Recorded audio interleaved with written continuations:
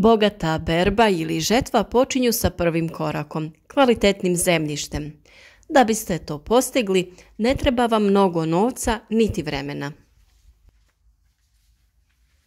Zemljište je mješavina zraka, vode, mineralnih čestica i mrtvih organskih tvari, pa od ove strukture ovisi što ćete dobiti za rezultat. Prije nego što krenete u akciju poboljšavanja kvaliteta vašeg zemljišta, upoznajte se s njim. Znači što mu nedostaje, a čega ima previše. Analizu možete obaviti u suradnji sa poljoprivrednim stručnim službama i nadležnim laboratorijima, ali i u nekoliko jednostavnih koraka kod kuće. Sastav pijeska, gline, mulja ili organskih tvari u tlu određuje i njegovu kiselost, to jest pH razinu, a na osnovu ove informacije znat ćete koji bitni minerali okružuju korijenov sustav biljaka. Za razliku od kompliciranih zahtjevnih analiza zemljišta koje nemalo koštaju, postoji i brzo, jednostavno i jeftino testiranje tla koje vas košta samo vremena i pokoju namirnicu iz kuhinje. Umjesto angažiranja nadležnih laboratorija, je li zemlja alkalna ili kisela, možete saznati i sami za samo nekoliko minuta. Dakle, ako imate komad obradive površine, prije nego što se upustite u avanturu sijanja i sadnje, odvojite par minuta kako biste ustanovili čime to raspolažete. Kako odrediti i poboljšati pH vrijednost zemljišta, otkriti ćemo vam u narednim minutama u nekoliko jednostavnih koraka. Kod kuće odredite pH vrijednost zemljišta i popravite ona kisela.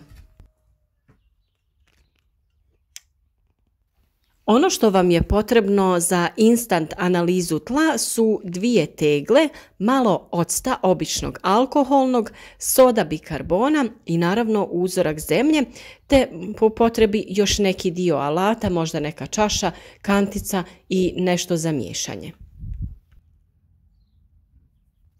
Zemlju možete uzeti sa jednog mjesta, a možete uzeti i više uzoraka sa različitih dijelova parcele, pomiješati ih u jednoj većoj posudi te za analizu odvojiti jedan manji uzorak.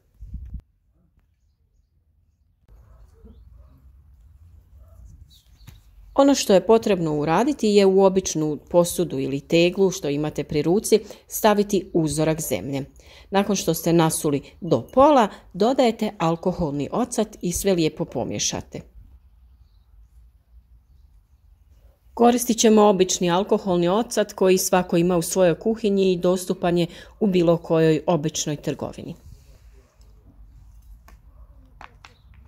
Sada kada smo nasuli zemlju, na to dodajemo istu količinu alkoholnog octa i dobro ćemo pomiješati.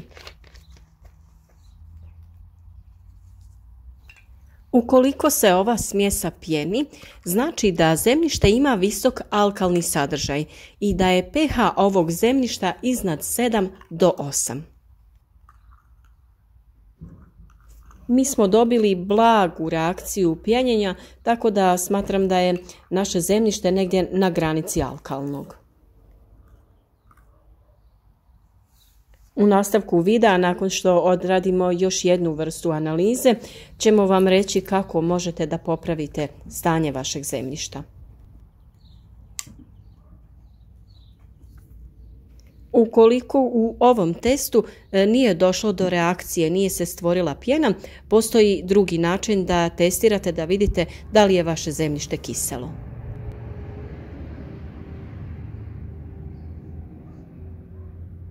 Ono što vam je potrebno za naš sljedeći test je također jedna ovakva posuda, druga posuda u kojoj ćete izmiješati malo vode i ove zemlje kako bi dobili neku blatnu mješavinu i soda bikarbona koju ćemo dodati u jednakom omjeru.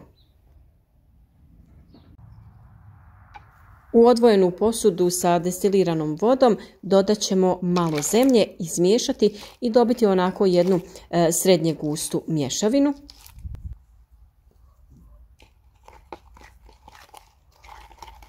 Ova mješavina ne smije biti previše rijetka, ali ni previše gusta zato što ćemo u nju dodavati sodu bikarbonu.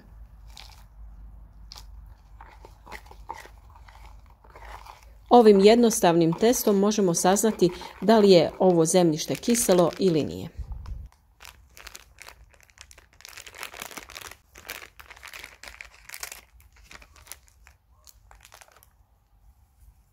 U ovu posudu dodat ćemo otprilike možda 1/3 sode bikarbone i na to ćemo lagano dodati ovu mješavinu zemlje i vode koju smo pripremili.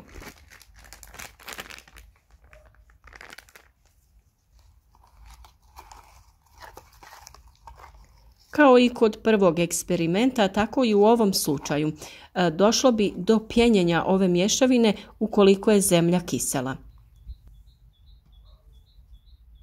Lagano promješajte ovu mješavinu vode i zemlje sa sodom bikarbonom i čekajte reakciju. Kod našeg zemljišta izostala je reakcija, to jest ova mješavina se nije zapjenila, što znači da ovo zemljište nije kiselo, kao što smo vidjeli i u prvom testu, ovo zemljište je alkalno. Ukoliko dođe do reakcije, to jest pojavi se pjena, to znači da zemljište ima pH vrijednost od 5 do 6, što u stvari znači da se ubraja u kisela tla.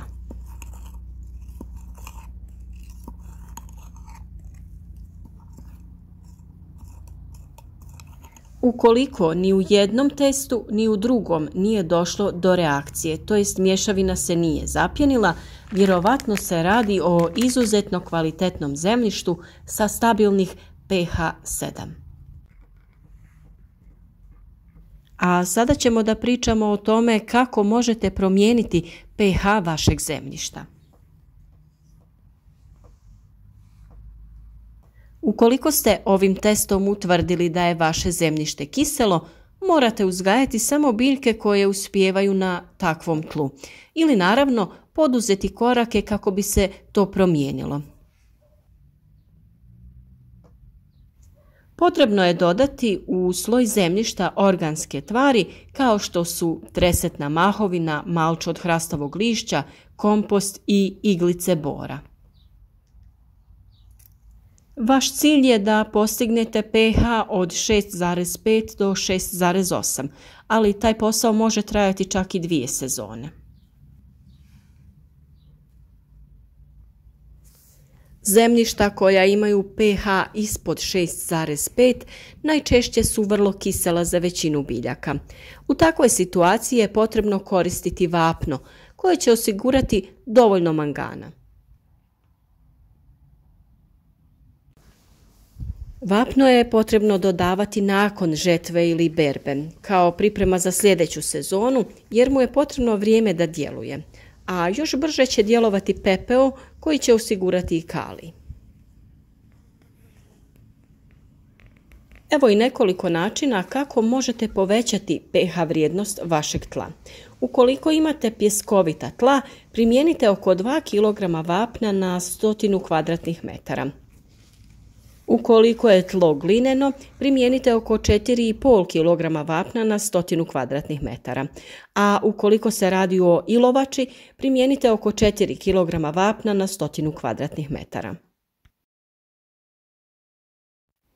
Ukoliko su vaša zemljišta alkalna, to jest želite smanjiti pH vrijednost, kod pjeskovitog tla potrebno je dodati oko pola kilograma sumpora na 100 kvadratnih metara. Kod glinenog tla dodaje se do kilogram sumpora na 100 metara kvadratnih, a kod ilovače dodaje se oko 700 grama sumpora na 100 metara kvadratnih.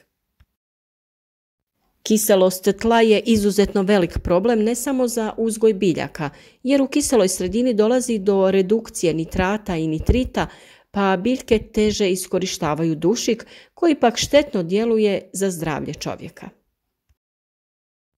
Tačna analiza tla ovisi o uzimanju uzoraka na određenoj parceli.